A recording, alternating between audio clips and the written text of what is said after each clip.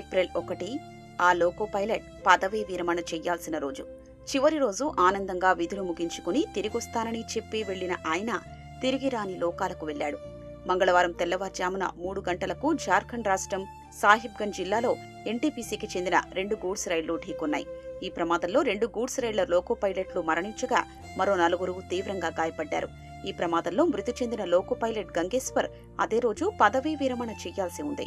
సంతోషంగా పదవీ విరమణ వేడుకలు చేసుకోవలసిన ఆయన ఇంట్లో విషాదం అలుముకుంది.